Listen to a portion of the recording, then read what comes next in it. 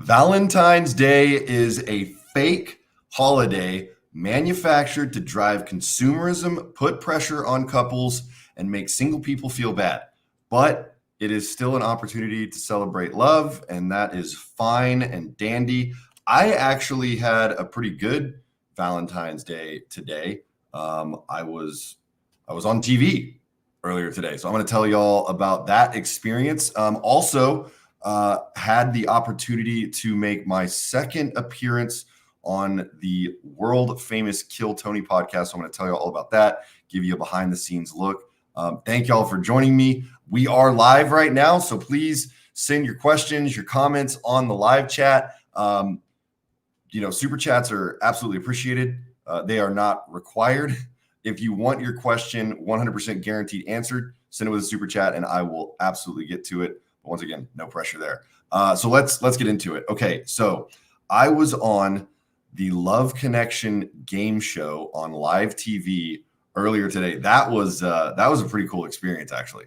I really enjoyed it. It was on Kins 5, which is a news station here in San Antonio, Texas, where I live. And I guess for the past few years, they've done this Love Connection game show where they take a bachelor and a bachelorette, and then they have 3 contestants on each side, and the contestants compete to, get picked by, well, the bachelor for the ladies and the bachelorette for the guys. So I had to get there at like 8 a.m. this morning, which is super, super early for me to be anywhere. But yeah, so there was the bachelorette and there was me and 2 other contestants. They asked us some questions. We had to answer the questions. I spent a lot of time talking to the other 2 contestants that I was up against. They were really cool dudes, Christian and Antonio.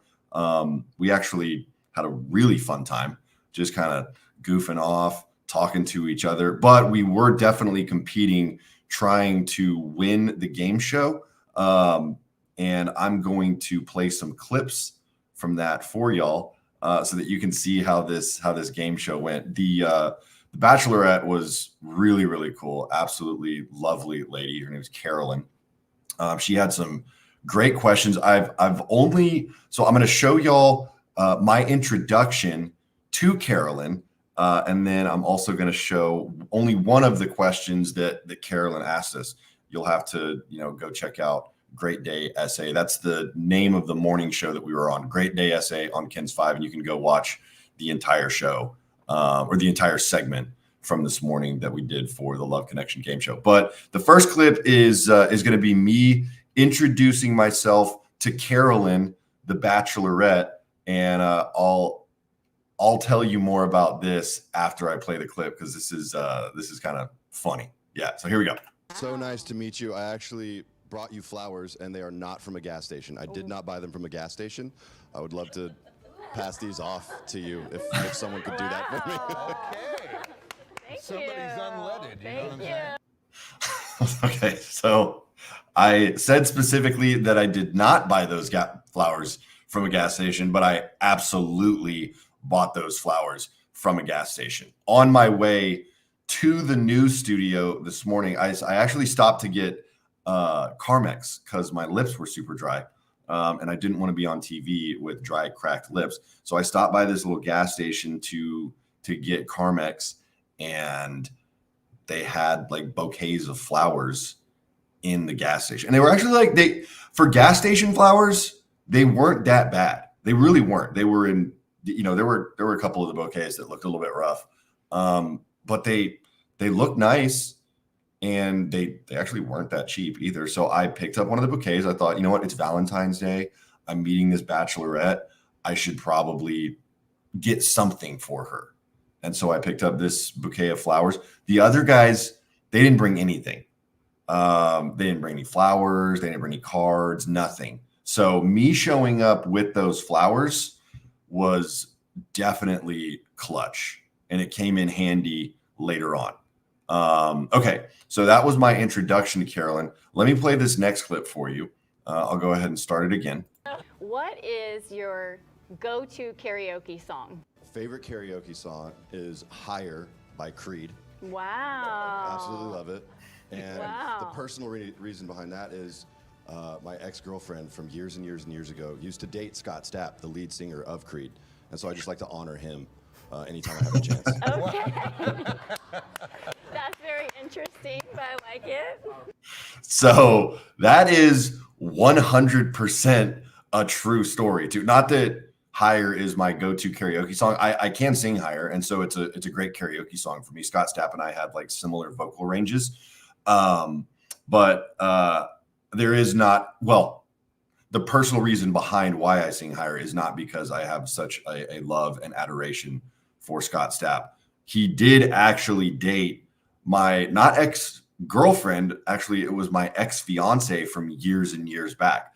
Most of y'all probably know I've never been married. I don't have any kids, but I was engaged at one point, and the lady that I was engaged to, before she dated me, she dated Scott Stapp, the lead singer of Creed. That is absolutely 100% true. It's actually kind of an interesting story, and I thought this would be kind of like a fun way to talk about that because it all just sort of ties back to Valentine's Day. I've talked a little bit about like some of my previous relationships on the podcast before, but I don't think I've ever gone super in depth about my ex-fiance other than, kind of explaining that, she and I both had a pretty serious substance abuse problem when we were together. But we originally met at my apartment complex of all places.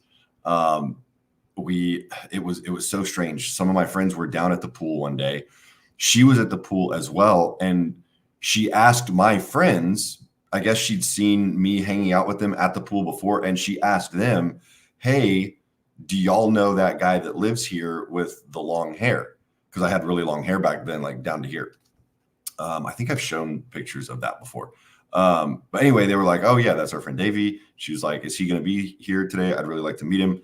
I showed up to the pool a little bit later. They were all blowing up my phone, just like, "Dude, you got to get down here. There's this super hot girl that's asking about you, and she really wants to meet you." So I show up to the pool later. We ended up going to dinner that night.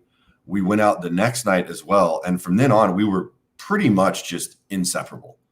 And we were together for, I think, just shy of 4 years, or maybe just over 4 years, actually. This is all back when I was I had a pretty serious substance abuse problem. And so a lot of my memories are kind of hazy when it comes to this stuff. So just bear with me on this. Anyways, so we dated for several years, and ultimately I ended up proposing to her. But before I proposed to her, there were some, oh my gosh, we had just such a difficult, I want to say, toxic relationship. Not the entire time we were together, but I had a lot of like issues going on. She had a lot of issues going on, and so we were just toxic for each other. Neither one of us was faithful to the other person at all. The really interesting part that I wanted to kind of get into, because I've told this story on stage before, but I don't think I've ever told it on the podcast before. So before she dated me, like I said, she dated Scott Stapp. While we were together, I think it was like maybe 2 years into the relationship, she and one of her friends went on like this girls trip to Las Vegas. I'm gonna go ahead and take this other video down. There we go. So they went on this girls trip to Las Vegas. It was so strange because while she was in Vegas, I could never like get a hold of her. She just kind of disappeared. I talked to her maybe 2 or 3 times while she was in Vegas for 3 or 4 days. And we were, like I said, inseparable. We talked all the time. We would text all the time, call all the time. But while she was in Vegas, she was just kind of, in the wind, basically. While she was there, I saw her like posting on social media, wouldn't return my phone calls or texts, but she would post on social media, which is just so, that's infuriating if you've ever been through that. I really should, if I had been in a healthy place, I would have just left her alone, just let her do her thing in Vegas. But I wasn't in a healthy place. And so I was just being completely obsessive about it. Like, oh my God, when is she going to call me? When is she going to text me back? All this stuff. She's posting on social media and still hasn't called me back. What's going on? but she ended up posting this picture on social media being in a nightclub in Las Vegas with Chris Angel. And for those of you who don't know who Chris Angel is, you've been living under a rock. He's like probably one of the most famous magicians, I would say arguably of all time. It's like David Copperfield, David Blaine, and Chris Angel. Those three guys I would say are like, I mean, obviously Houdini, but that was way back. So I would say arguably he's one of the most famous magicians of all time. Had his own TV show. But anyway, so she was hanging out in the club with Chris Angel, which I was just like, okay, well, that's interesting. You're hanging out with Chris Angel, but you can't call or text me back. So I was just kind of like losing it, obviously. And then she had called me at one point, or I called her and she finally answered or something along those lines. Once again, a lot of this is really fuzzy for me. But when I talked to her, she was hanging out like at a house party. Like she wasn't at her hotel. She was partying with like a bunch of people, and I could hear dudes in the background and all this stuff. And I thought that was really strange. And then the next day when I was talking to her, she mentioned that she had been like kind of hanging out with Chris Angel while she was in Vegas. And I just, I mean, I never got like 100% confirmation, but just based on some of the pictures that I saw, some of the text messages that I saw, I can say with like 90%, maybe even 95 to 99% certainty that she definitely cheated on me with Chris Angel while she was in Las Vegas. And the weirdest part was she was there for 3 days, came home, and then literally like a month later went straight back to Vegas. So I think, you know, definitely there was something going on there. And man, that was so damaging for me. And again, not that I was like this perfect boyfriend, because I absolutely was not. But just like knowing that she was out there, you know, hanging out with Chris Angel, you know, doing who knows what with Chris Angel, it just tore me apart. It tore me apart. And I feel like kind of rightfully so.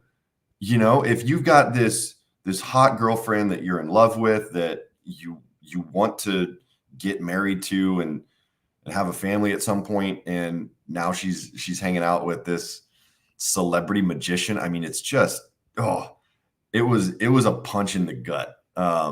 And again, I don't really blame her, because we were both completely toxic for each other, but it was very difficult to deal with. And of course, you know, when you tell your friends about a story like that, here come the jokes, you know, like all the jokes about how, you know, oh, Chris Angel really did make your girlfriend disappear and all this stupid stuff that, you know, obviously I have to laugh at it, but it still hurts a little bit, you know? And here's the other thing, like to me, I never really liked Chris Angel. And I'm not just saying this because, you know, my girlfriend at the time cheated on me with him, but I never really liked Chris Angel because he was always this like weird emo guy doing magic. And for me, emo guys were like for music. Like if you're not playing emo or hardcore music, why are you dressed like an emo guy? And seriously, how many fedoras do you have? Why are you wearing eyeliner to do magic? And all the vests and the flared pants and the affliction gear and the bedazzled everything. I mean, he just annoyed me. He always annoyed me, even before I knew that my girlfriend had cheated on me with him. I just never had a whole lot of respect for Chris Angel. David Blaine, absolutely. Love David Blaine. And I've always said, like, if my girlfriend was going to cheat on me with a magician, I would much rather it be David Blaine. Like, that's one, I feel like that one I could have just been like, you know what? He is pretty cool. I mean, he can do the craziest, impossible stuff. But Chris Angel, I was just like, oh man, that sucks. That's a real blow to the ego, you know? So yeah, anyway, she went to Vegas, hung out, and I mean, almost 100% hooked up with Chris Angel while she was there. Came home. It was weird. When she came home, she was in a wheelchair. I almost forgot about that.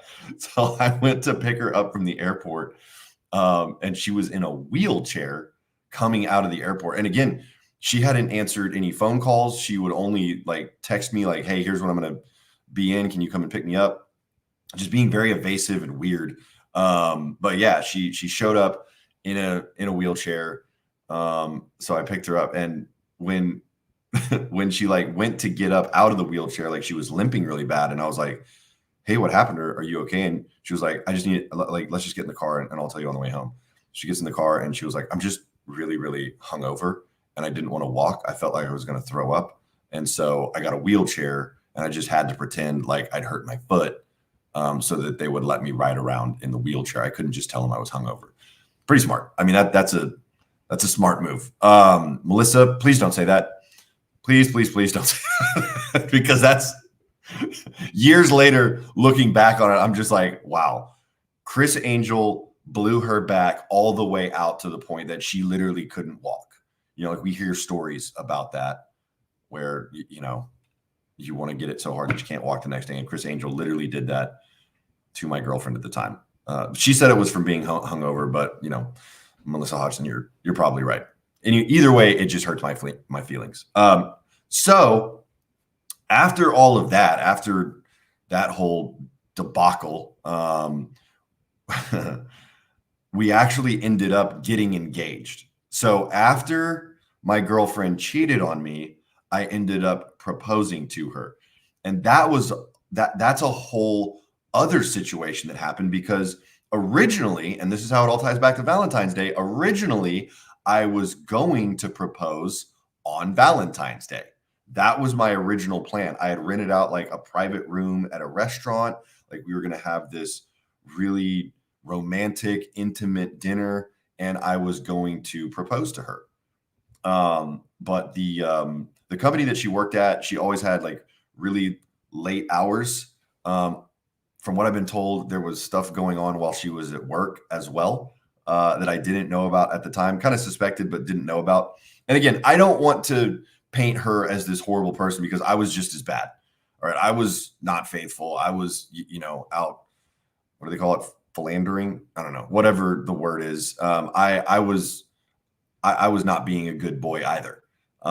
So I don't want to make it seem like I was this great boyfriend waiting for her at home and she was off gallivanting around. No, it wasn't like that at all. I was a terrible boyfriend also, but I was going to propose on Valentine's Day. Had the restaurant, all set up. I had talked to, the staff there that I was going to propose and do it in this private room. I just want to make sure it's really special and all this stuff. And she actually had to cancel dinner that night because she was going to be stuck at work late. And so that just like ruined the whole proposal, obviously. I don't want to have to set this all up again. And so I ended up, I think it was like a month after that, I ended up proposing to her just in her living room. I tied the ring around her dog's neck with the ribbon. And she was playing with the dog and found the ring on the ribbon. Was like, "What's this? What's this?" And then I proposed to her that way. So yeah, the Valentine's Day proposal was totally ruined. And once again, found out later through people that she worked with at the time, and then another person that I knew that worked for the company later. Apparently, she had like a pretty pretty wild reputation at this company. I'm not going to say the name of the company. I'm not even going to say the name of my ex, but she had a pretty wild reputation at this company, essentially granting favors to clients to get business. And this is in the construction industry. And so there was one story that a friend of mine told me where she was caught in like the construction manager's trailer that's on site. So usually if you're like a foreman or a project manager, you have a trailer that essentially functions as your mobile office when you're when you're working on a big project, right? And so she got caught in the trailer, I was going to say with her pants down, but it was actually, I think, his pants that were down. So either way, she got caught, right? Even some family members that worked in the construction industry had heard about her and just never told me. They didn't want to tell me.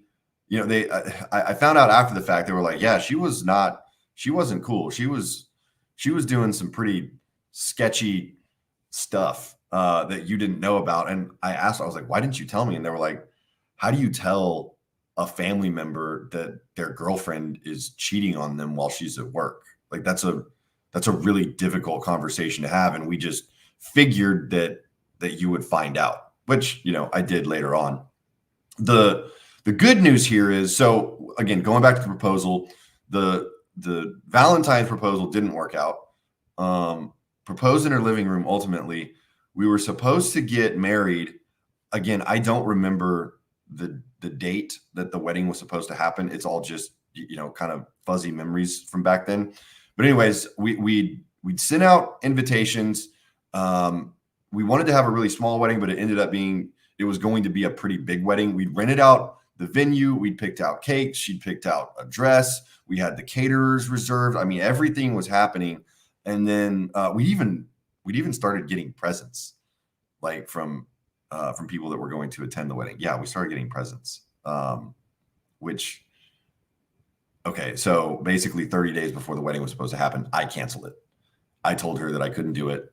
I was worried that it wasn't going to work out anyway, and I didn't want to get married and, you know, go through all that only to get divorced in a matter of months, because we'd broken up and gotten back together several different times at this point.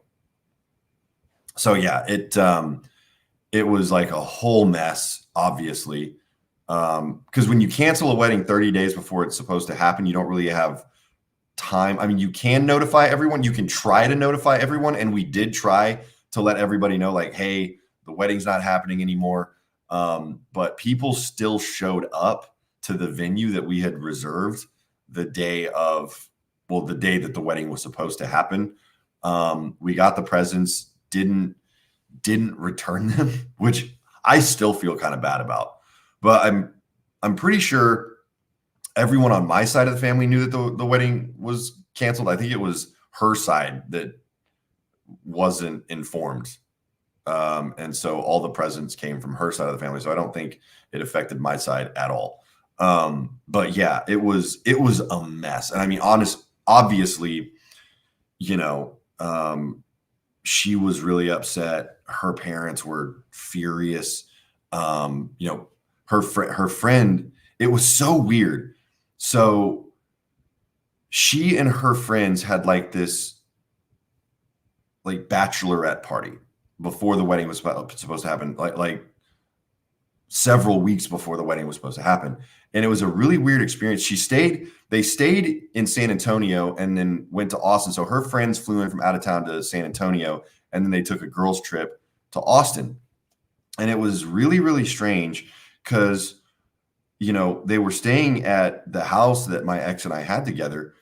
And one of her friends, I never understood why this happened, but she had like this conversation with me at one point. Like I remember it vividly. It was out on our back patio.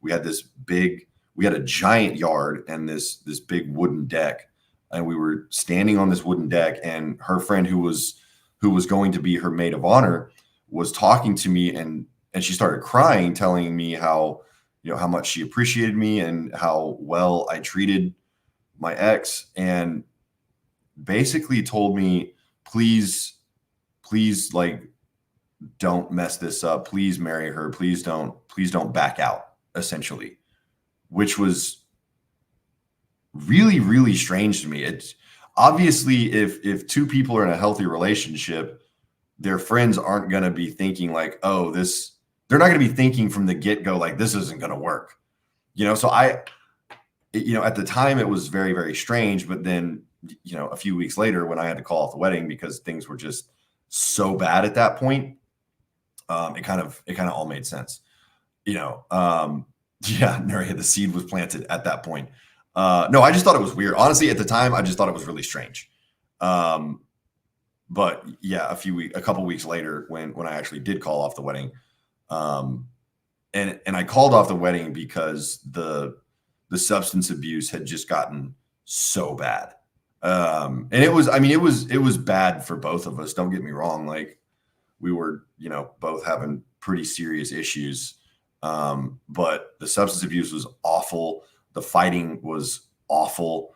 And it just, I knew what had to be done. I was very resistant to it. My parents had actually begged me not to go through with the wedding, but you know, I at this point still had kind of a strained relationship with my parents. Not bad at all, but I wasn't sober at this point, and so you know, I hadn't really dealt with some of the mental health issues that I needed to address from, you know, growing up in a cult and the trauma with that. I was still actively using and drinking. And so I was just in a bad place. And I didn't want to hear it from my parents. But one of my really good friends who I have always respected his opinion and always looked up to him. And he sat me down and told me, hey, look, man, this is obviously your decision. But I just want you to know, because I told him about a lot of the fights that me and my ex were having. I mean, we were just having so many different fights. And he sat me down. He was like, look, man, you do what you want, but I will tell you the problems that you're having now before you're married, they don't get better after you're married. They only get worse. And for some reason, that really struck a chord with me. I think it's because like when I proposed, I was doing that because we were having so many issues. And I was like, well, if I propose and now we're engaged, like some of these issues we'll be able to resolve. We won't be having all these problems anymore. And that was like part of the mentality. Obviously I loved her and I wanted to marry her, but also we were, you know, having issues. And I thought this might help with some of the issues that we're having, and it didn't. Things got worse. And so when he said it's going to get even worse after you get married, I was like, whoa, I don't know how much worse it could really get. To me, it's the same for a lot of couples. You know, they're in a toxic relationship and they think, oh, well, if we get married, it'll be good. Or worse yet, hey, if we have kids, that'll fix things. It doesn't, you know, and I've seen that happen time and time again. And so I'm so glad that he said that to me, because I think I probably would have gone through with the wedding if he hadn't brought up that specific piece of advice. When you get married, the fights that you have, the issues that you have, the problems that you have, they don't get better, they get worse. And so, like I said, that just resonated with me. And I called off the wedding like a couple days after he and I had that conversation. And so, yeah, it was like this whole thing. It was awful. It was, I recognize like my part in that. Like that is messed up. Like, you know, I should have called it off way earlier. I shouldn't have proposed in the first place. You know, we weren't in a good spot. The relationship was not healthy. I should not have proposed in the first place, but I did. Calling off a wedding 30 days before it's supposed to happen is messed up. Like it really is. But it's not as messed up as if I had just bailed out, gotten cold feet the day of the wedding, or gotten married knowing that's not what I wanted to do, and then, you know, just getting divorced a couple months later.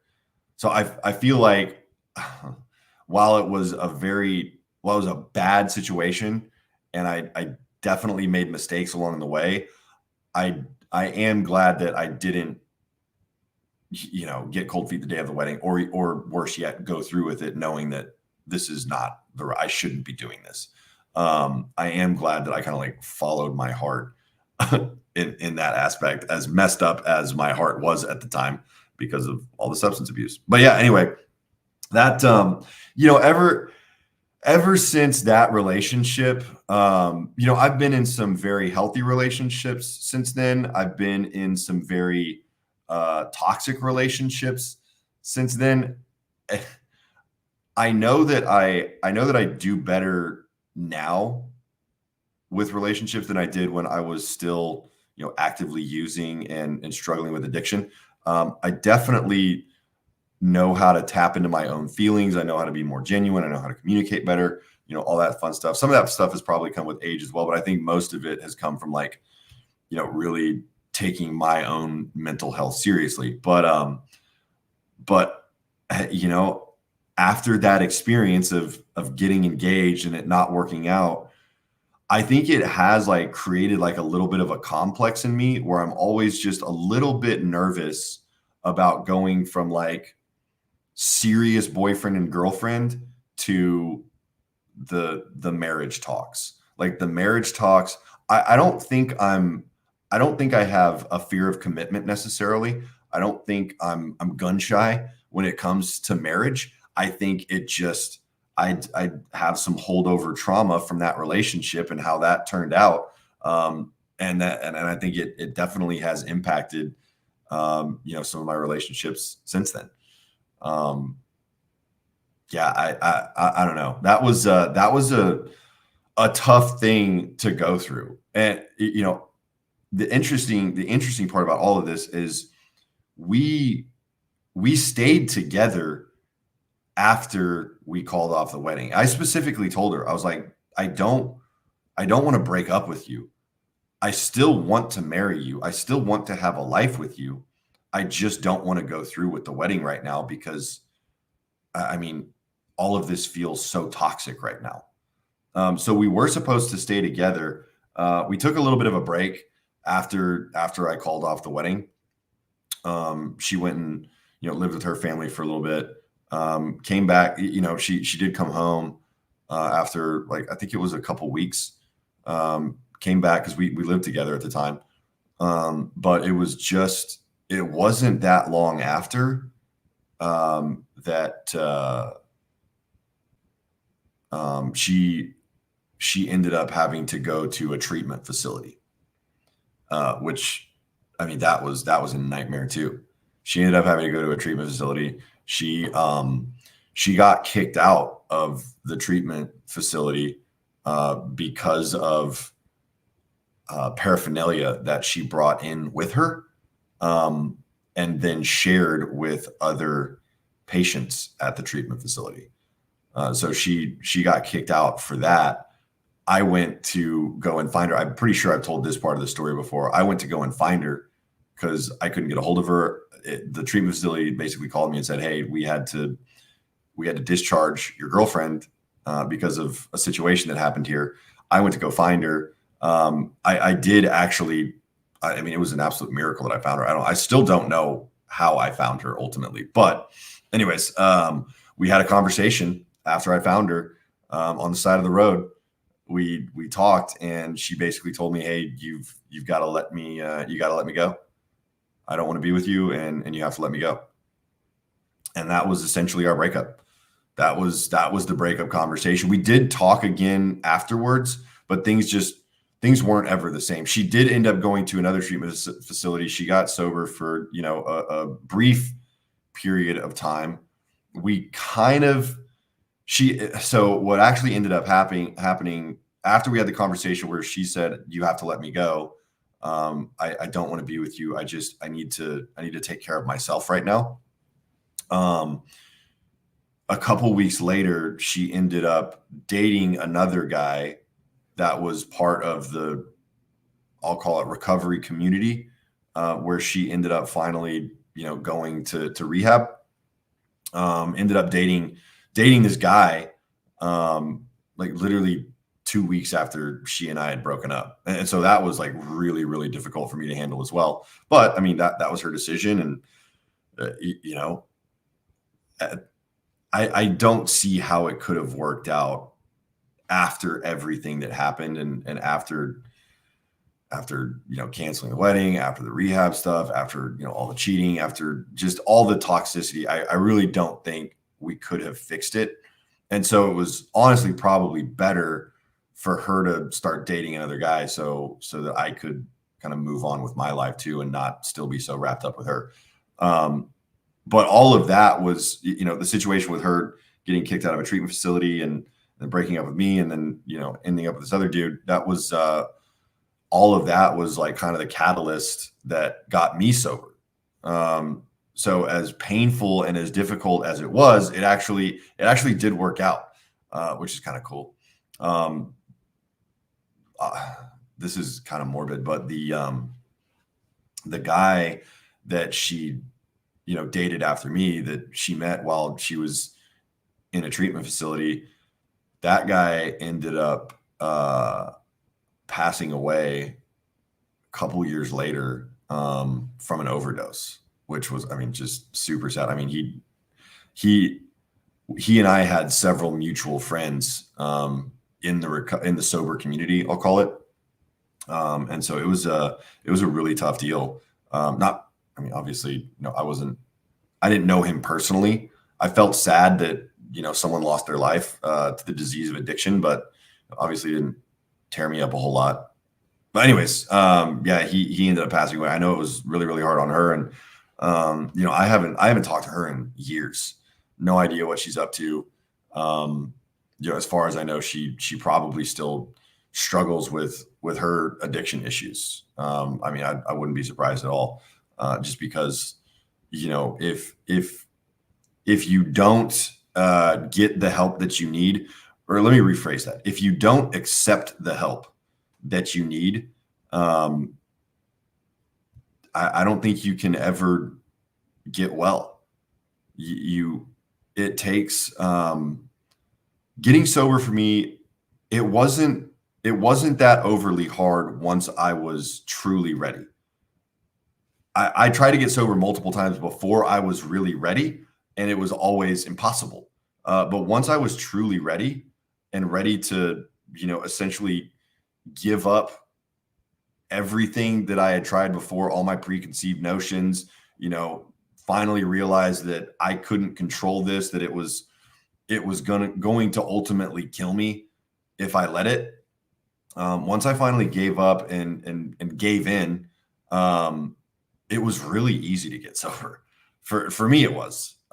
It was difficult to stay sober at times, but there's help out there for people who struggle with sobriety, struggle with addiction, whatever you want to call it. There's so much help out there that's available, and there's options that work. And it definitely worked for me. And I know for a fact, if it can work for me, it can work for anyone. And I know that because it worked for me, I know it could work for my ex.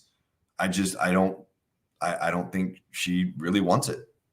I don't think she does. I think she would prefer just to stay in her addiction, because it is comfortable. Like it becomes habit. It becomes a safety blanket for you. And it's very hard to give up. Yeah. Like Nuria said, it's the same as any other, addictive thing, like cigarettes, sugar, eating. I mean, there's all kinds of things that you can get addicted to, and you can really only get over it once you want to, once you're ready to, and you want to. I had to hit that crazy rock bottom with the canceling the wedding, having to go and find my girlfriend on the streets after she got kicked out of rehab, and everything that came after that. So I mean, I had to hit a pretty intense rock bottom, not as intense as other people's. I mean, there's buddies I have that had to go all the way homeless before they were finally ready to get sober. Fortunately, I didn't have to do that, but some people do, and that's just how it is. But yeah, once again, as difficult as traumatizing as that whole experience was with my ex, and having to call off a wedding and the rehab, and as difficult as all of that was, I mean, it really was what I needed to finally realize, like, hey, I can't keep living like this anymore. I gotta make changes here. So yeah, it all worked out,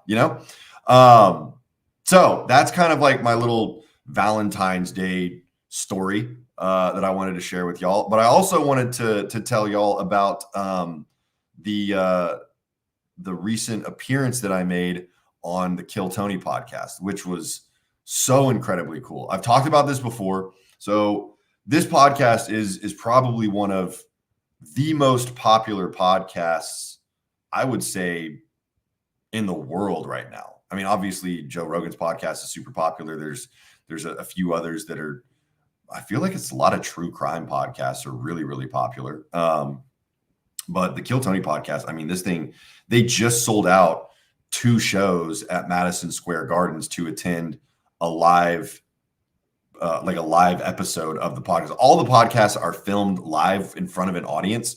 And basically the setup here is that there's Tony Hinchcliffe and Brian Redband, and they're the guys that started the podcast. And there's a panel of comedian judges. They're not really judges. They're just there to hang out and comment and talk and crack jokes, really. So there's this panel of comedians and Tony Hinchcliffe and Brian Redband, and they perform this podcast in front of a live audience. And the idea is that they have open mic comedians and some people who have never done comedy before, and other people who have been doing comedy for years. They get a chance to go on stage and tell jokes for 60 seconds. And then at the end of their 60 seconds, Tony and the comedian panel, they essentially critique the 60 seconds of stand up and then do an interview with the comedians. It's incredibly entertaining.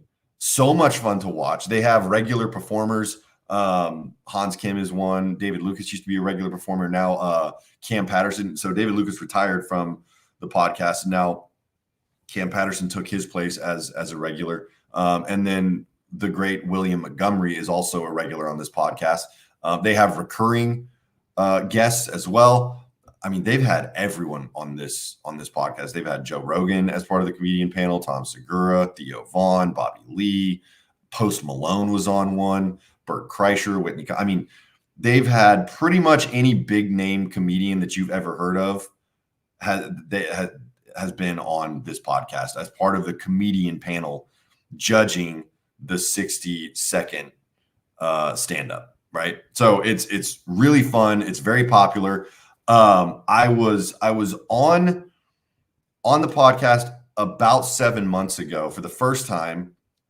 It was Tony Hinchcliffe, Brian Redband, and then Pauly Shore and Eric Griffin were the 2 guest comedians. And I got up there. I did my 60 seconds to stand up. They thought I did a good job with the jokes. They started doing the interview process. And at one point I was talking about how I had been stabbed by an ex-girlfriend, which I've talked about on this podcast before. And Pauly Shore just did not believe me at all and actually wanted to like see the scar. And this happened like 15 years ago. And so if you can still see the scar at all, it's like a hairline. Like it's gone pretty much. And I tattooed over it. So he couldn't find the scar. And so, he called me a liar and all this stuff, which was super, super funny because I'd actually opened up, I'd hung out with and opened up at a show for Pauly Shore before this. So, it was fun. It was for the bit. It was very entertaining, all that fun stuff. So that was about 7 months ago.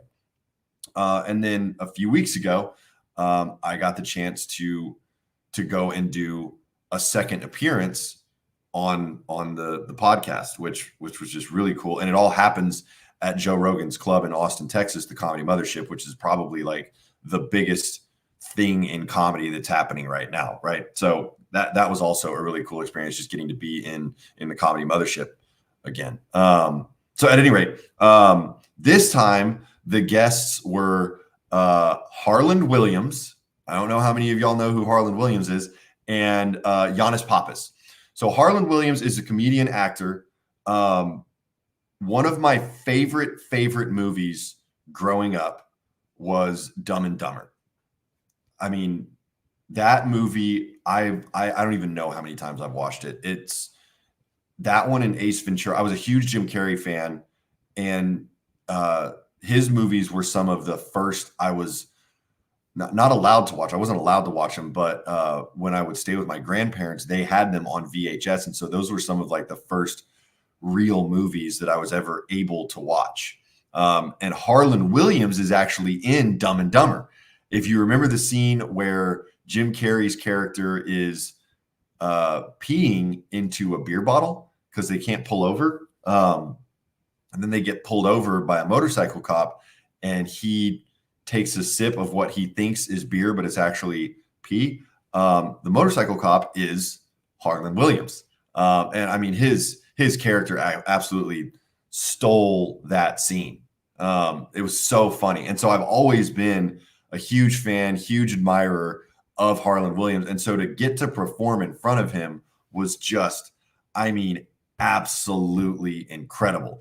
But the cooler part was that I had, I mean, probably I don't ever remember getting this type of audience feedback on a joke that I've done. I mean, I've had massive applause breaks. I performed in front of a crowd of 500 people, all going crazy for my jokes. But this particular set that I did, and again, it's only 60 seconds, but this particular set that I did, it shocked me. And you can see, I'll play the clip for you, and you can see like kind of the shock on my face, like how loud the audience is responding to the joke. And I'm only going to show you all a couple of clips from it. And then if you want to watch the whole thing, you can see it here on YouTube. Just go search, Kill Tony podcast and the episode with Harland Williams and Giannis Pappas. Giannis Pappas, he was the other guest that I mentioned. I mean, he's just an incredible comedian. I've always been a huge fan of his. And so getting to perform in front of both of those guys was just so cool. Like, I was definitely starstruck. I mean, if you watch the episode, you can tell I was very much starstruck. But let me go ahead and play a clip of my 60-second set on this last episode of Kill Tony. So here's a clip from that. If God didn't want me to have sex with Down syndrome people, hang on, whoa. If God didn't want me to have sex with Down syndrome people, why did he make all their asses so fat? Like, all of them, they're all caked up, fucking dump trucks on what? All of them. And I'm not supposed to hit that.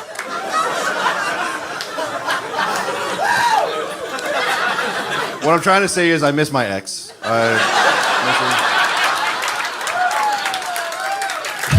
Yeah. So, I mean, just getting crazy audience feedback for that bit. I probably should have warned y'all initially. It's definitely an offensive joke.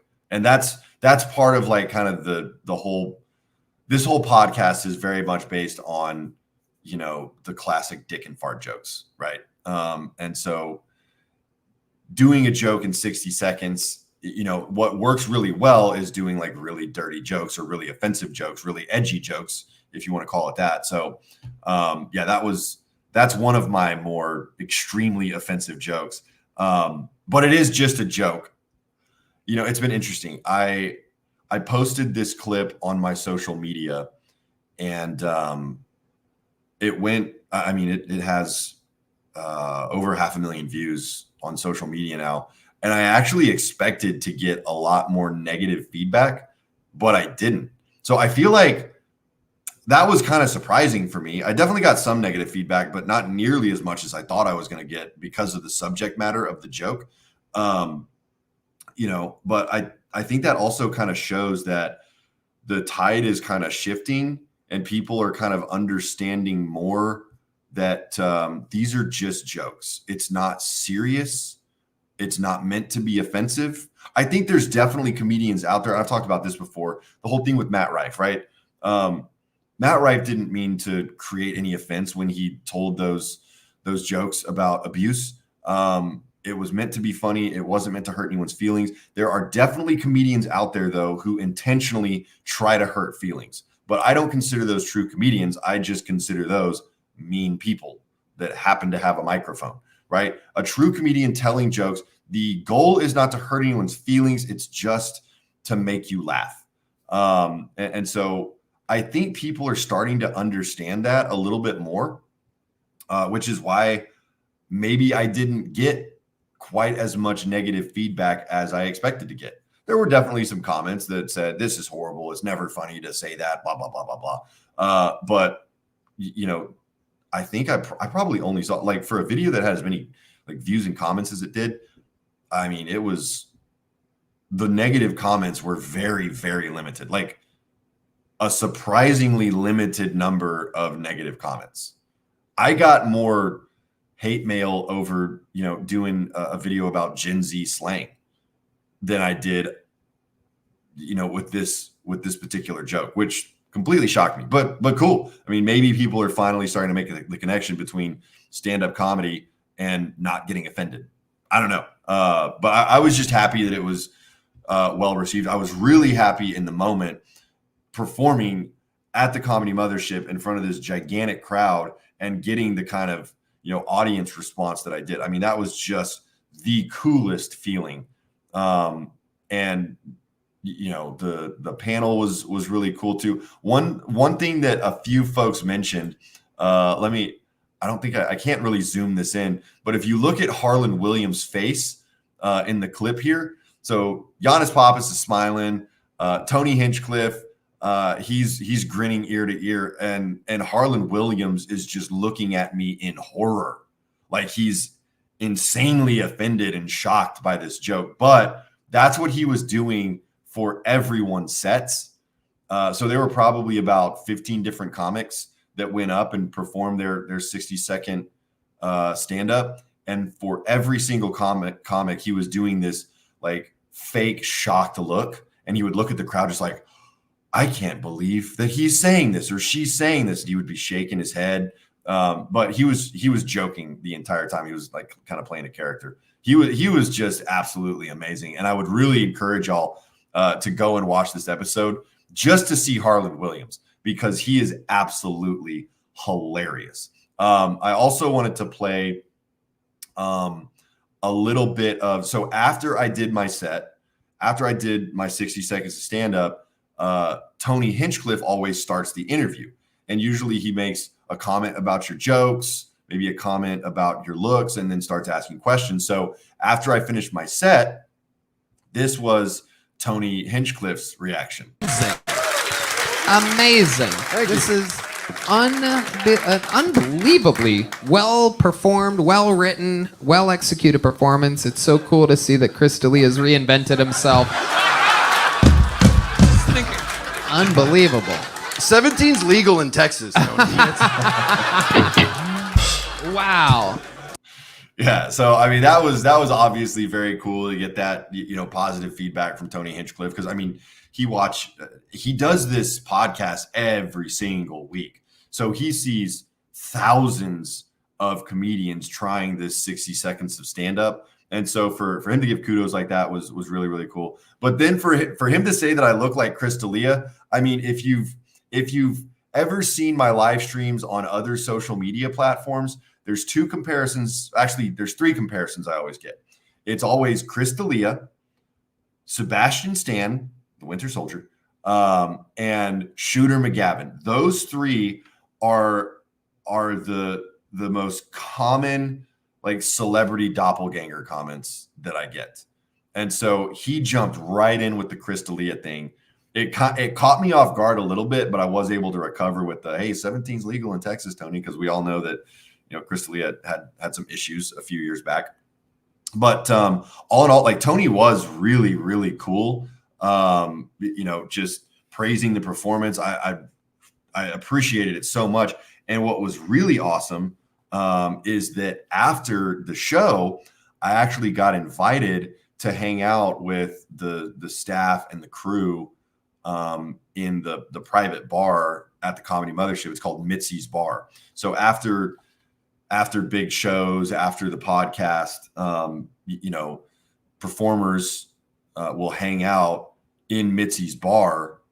They'll hang out there all night. It's crazy. And they just all party and drink and go crazy. It's super fun. It's really, really cool. But I got invited to hang out with everyone, which apparently doesn't happen.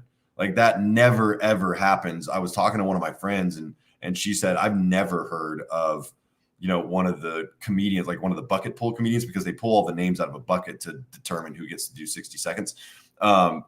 She'd never heard of one of the bucket pulls being invited to hang out at Mitzi's after the show. So apparently that was like a really, really big deal. If it does happen, it doesn't happen that often. So I got to go and I hung out with Tony Hinchcliffe, Brian Redband, of course. Giannis Pappas was there. Harland Williams was hanging out. Got to talk to him for a little bit. Pauly Shore was there. Pauly Shore just so happened to be there. Got to talk to him for a little bit and catch up and, tell him that I really didn't appreciate him calling me a liar the first time I was on the Kill Tony podcast. So we had a laugh about that. The coolest part of hanging out at Mitzi's was the incredible, legendary Ron White was there. One of my absolute heroes in stand-up comedy. And he was hanging out at Mitzi's after the show. So I got to go introduce myself to him, told him, I've been a fan for years. You're an absolute legend. It's incredible to meet you. And he told me that I had a great set on Kill Tony, which, I mean, I didn't even know what to say. I was definitely starstruck. I never, ever get starstruck, but Ron White did it for me. I didn't even know what to say when he told me I had a great set. I was just like, oh my God, thank you. Thank you so much. This means more to me than you'll ever know. Being told I had a great set by Ron White was like the biggest compliment I think I will ever get. I don't think anyone can top that. The other cool thing that I found out after the fact was that apparently Joe Rogan was watching my set. Like he had snuck into, so the Comedy Mothership in the big room, there's two rooms in the Comedy Mothership. There's the room called the Little Boy, and then there's the room called the Fat Man. Those are obviously references to the A-bombs, right? That got dropped on Japan. Anyways, so yeah, Little Boy and Fat Man are the two rooms. The Little Boy is the smaller room. The Fat Man is the big room. And the Fat Man has two levels, right? So there's the floor seats, and then there's a section in the a balcony area, kind of almost like a mezzanine type situation. And you can't buy tickets for up there. You have to be invited to sit up there. And so a lot of celebrities, important people will sit up in the balcony to watch the shows. And apparently that night, Joe Rogan was up there watching my performance.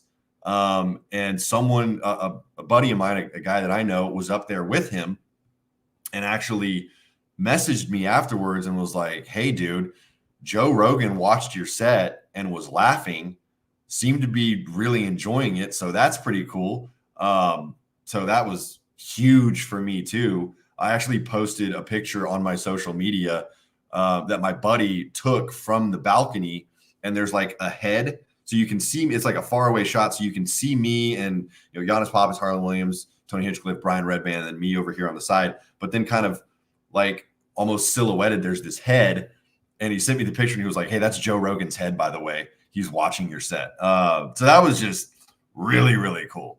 I mean, the whole experience was just amazing. Had a blast. The first time doing the show, I mean, was absolutely cool. I had a great set, had a fun time. But this second time, I mean, honestly, it kind of makes me nervous to go back for a third time because I don't know if I can top that. I mean, I know I can top that, but like it's just intimidating having a set that good. Like, how are you ever going to how is lightning going to strike twice in that type of scenario, So, I mean, I know I will do it again, but I've been thinking about that. Like, how do I top the last performance? Like, how do I make it even bigger and better? So yeah, pretty cool stuff. There's just been so much cool stuff happening lately, y'all.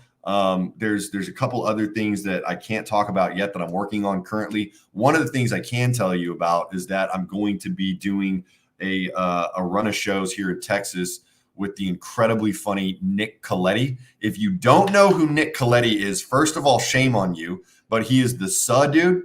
Remember that from back on Vine? Saw dude. The What the Fuck Is Up, Kyle guy. If you haven't seen that clip, I don't know anyone that's never seen that clip because it's just that incredibly popular. So I'll be doing several shows with Nick Coletti here in Texas. We're going to be performing tomorrow night, as a matter of fact, in Austin, Texas at Cap City Comedy. And then week after next, we'll be here in San Antonio at the Laugh Out Loud Comedy Club. And then we'll be going to Houston, to the Houston Improv. And then we'll be in Dallas at the Addison Improv. So that's going to be so much fun. I've done shows with Nick before. He's just the coolest, sweetest guy. So really looking forward to doing stand-up with him again. I'm going to go ahead and see if we got any questions. Let's see. Oh, here we go. Did I ever get in touch with Holly's kids? So I actually made the decision not to reach out to her kids. I really just I didn't want to violate any privacy there, just because I wouldn't want anyone reaching. If I had kids, I wouldn't want people reaching out to them. I wouldn't want someone reaching out to my parents, and so I just decided not to do that. But if you didn't see the live episode that we did with Lindsay Williams and Chad Harris, Holly's nephew reached out to me, and we had him on that live stream to confirm that Holly was definitely not ever in the cult, and is not like a fundamentalist Christian. She's actually Mormon. So he confirmed a lot of stuff for us. So yeah, I decided not to reach out. I didn't want to. Yeah, I didn't want to violate any privacy there. Do I ever do improv? Question from Swede Proof. No, I've never done like group improv or anything like that. That's not really. I mean, I do crowd work and that sort of thing. I definitely do like comedy sketches that we'll film and put on social media, but I've never done like traditional improv. I respect it so much that their process is completely different from stand-up comedy. They're like the Groundlings, I think, is probably like the most famous improv group. It's kind of like a farm team for SNL. A lot of SNL people have come from the Groundlings, but no, I never really had any interest in doing improv. I'll probably try it at some point just to give it a shot. I know they have an improv group here in San Antonio. They used to perform in this really cool old theater that I went to way back. Haven't been since, but yeah, you're right. I should probably try that at some point. Yeah, there's just been so much cool stuff happening, y'all. And obviously I cannot tell y'all how much I appreciate your support week in, week out, doing the live streams, doing the recorded episodes. I mean, it's just, I don't think I can ever adequately express my gratitude for all the love and support from y'all here on YouTube, from the folks on my other social media accounts. I mean, this is the whole reason I do it, because it brings me so much joy to know that other people are laughing along and having a good time, enjoying the content, enjoying the jokes. So yeah, it's really cool. Nuria, yes, I am still doing a Friday show. So we started doing a secret show at a new comedy club in downtown San Antonio. If you want more information, hit me up on social media. But every single Friday, we do a show at the Station Comedy Club. You can follow them on social media. The website is stationcomedy.com. But we do a secret show every Friday at 11 p.m. It's a secret lineup. We usually have some really cool surprise guests that drop in, and it's a free show. It's a free show that we do every week at 11 p.m. We're also going to be doing some really cool headliner shows coming up with some really big name comedians that I'm really excited about. Craig Conant is one of the first guys that's going to be doing a show, and that's going to be on April 13th. But he has two shows scheduled right now, and one of them is all the way sold out. The other one is close to selling out. So if you want to come see Craig Conant, make sure you get tickets to that. The first showcase that we're doing at this new club, I'm actually doing it with, some of y'all might know this guy, Justin Governal. He's been a buddy of mine for a long time. He was on Naked and Afraid, 2 different episodes of Naked and Afraid on the Discovery Channel. Super cool dude. Former Marine sniper, just a Brazilian jiu-jitsu black belt. Really cool guy. And so we are doing a showcase called Half Naked and Mostly Afraid, and that is going to be on March 9th. And that'll be at this new club in San Antonio called The Station. Once again, you can look up shows, get tickets at stationcomedy.com. Please like, comment, and subscribe. Y'all here on YouTube, I appreciate you so much. Like I said, all the engagement helps more than you know. Obviously, follow me on social media at Davey Jackson, and we will see you next Wednesday. I love y'all so much. Thank you. Bye.